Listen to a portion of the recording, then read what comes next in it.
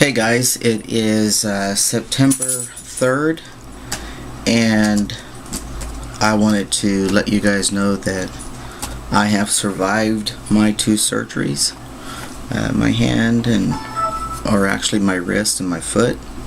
And yesterday was the first day that I actually got to go out and drive myself, and I went and got a haircut and went to the store. But you know, when you first have surgery and you do your first set of exercises or whatever, you always kind of pay for it later. And so I was a little sore and didn't sleep real well last night. But everything is getting better. I've got a little infection in my foot. My body was trying to reject the sutures. And that goes into, the thing is my wrist hasn't, but it's still red around it. So I'm not sure.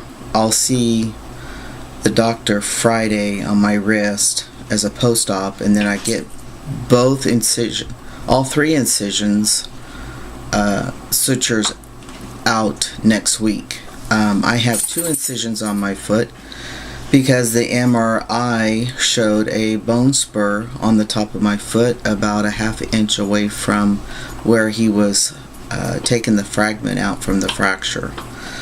So anyway, going into sutures, going into bottom surgery, that is one of my concerns and why I'm trying to decide. I'll say this. My number one choice is phalloplasty, because I don't want to regret and then have a surgery down the road.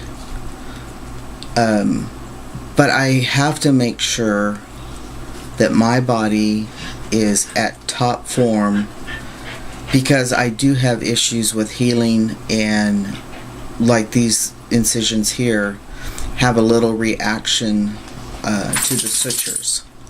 So now when they took out the last ovary I had left in December, the dissolving sutures made their way out through my incision, and she had to go in and recut it, and excuse me, I had to pack it, and that was painful.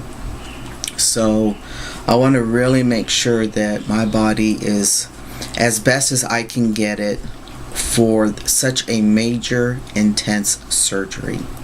And that's one of the reasons why I started the process of having lower surgery, was because I wanted to consult with Dr. Crane, who I have chosen as my surgeon.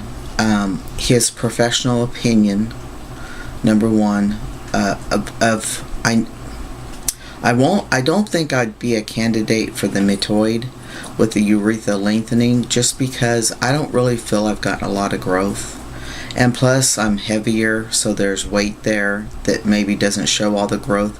And I was reading a couple guys said they actually lost a little growth when the surgery redirected where it sets. So if I hardly have anything at all, then I'm definitely an embryo size. But anyway, so I really want to make sure that my body's at top form. How do I do that? Especially since those who have been following me since the beginning of my transition know that I am disabled in my feet. So how am I going to do this? Well, to get my body in top shape doesn't necessarily mean weight. It means that I'm going to detox my kidneys, I detox my liver, I detox my whole body. Get it as cleansed as I can, and then continue to eat clean and raw in some incidents. I like raw vegetables too, as snacks and stuff. But I'm just trying, I'm just trying to do what I can do to purify my body and get it going. And hopefully in the process of all that, my healing process will speed up, my skin will be healthy and rejuvenate from the damage. Um, you know, many things you would hear in that conversation that I just had with you. You guys may see other things that it will profit me. Of course, I'm going to be overall healthier. So those are the things I'm working on. I am going to continue to exercise. I like to exercise. I really do. I love to strength train. It's just, I've battled some self-criticism, some self-issues that I've carried. So I'm trying to face and resolve those issues. And it doesn't necessarily mean abuse or anything like that. It's just how you see yourself. And for me, always seeing myself as a boy and not being treated like a boy and being told, no, you're a girl, that did some self-damage. And when you're amongst guys like I was in my family, you were in the circle talking, and you were talking just like one of them. But in the back of your mind, you know that they don't see you that way. And you know that you're just you have a missing link between them and you. And so there's a lot of experiences in the prior life that you have to work through. Even though when you look back up on, let's say, relationships, for example, my first relationship right out of high school, I knew that I actually was treated male in that relationship, that I was seen as male in that relationship, but it was a hidden relationship from everybody else because others did not see what she saw in me. And she was heterosexual, and so we fought a battle of being judged and scrutinized, and she had children. So it was a very hard 4.5 years, 5 years for me. I don't think it quite got to 5 years. It might have, but anyway, that's irrelevant. The thing is that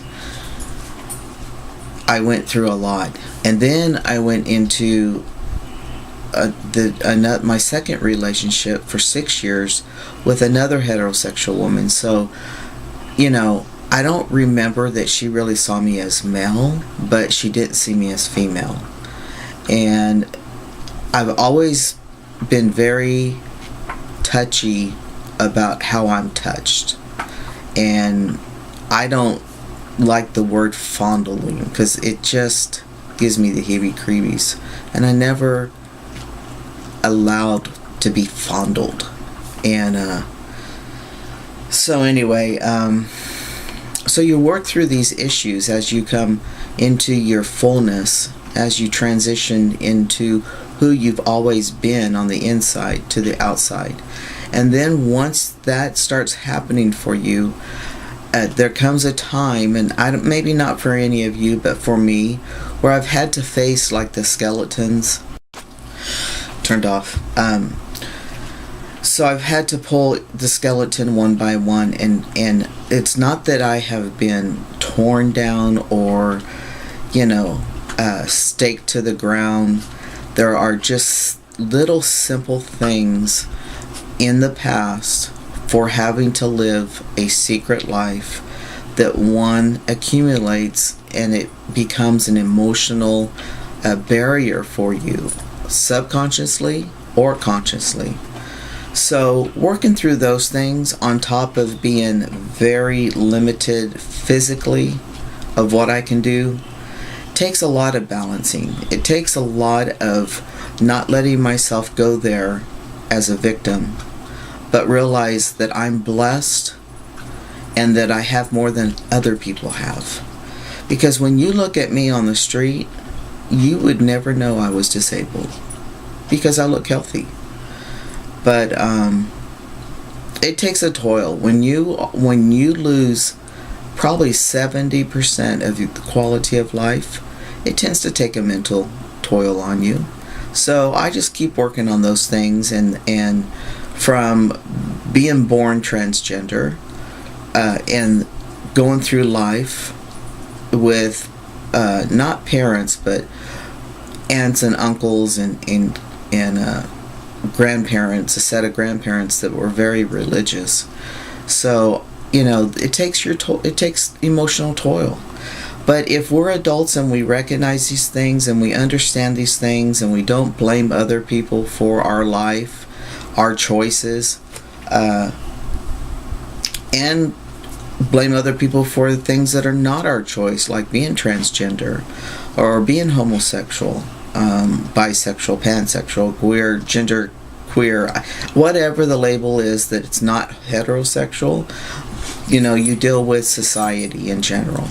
So you work through these things one day at a time, like I always say. And I'm not the best candidate to look at, but I can tell you that I give 110% trying to resolve issues within myself. And not all the issues do I understand where they came from. Sometimes I look back on my childhood, how my parents were, and I say, wow, I'm just like my mom in that area. I'm just like my father in that area. And that must have been where I picked up on that behavior. So I learned a long time ago that anger is not worth your time, because the only thing that anger does is get you angrier, because you can't control or change other people, and they tend to piss you off. I mean, family members are the worst. Why? Because our society is built on family values, which creates a tolerance, and then it also creates in an individual a lot of anger or defiancy or whatever it is, but there's friction. And I have that with a couple members in my family, and how I chose to deal with it, I don't keep them in my personal space, and I don't keep them in my everyday life. If they choose to be victimized, that's their choice, but they need to I'm not going to be involved in that. And that's how one of my family members is, my siblings. So we don't have a close relationship as far as that's concerned.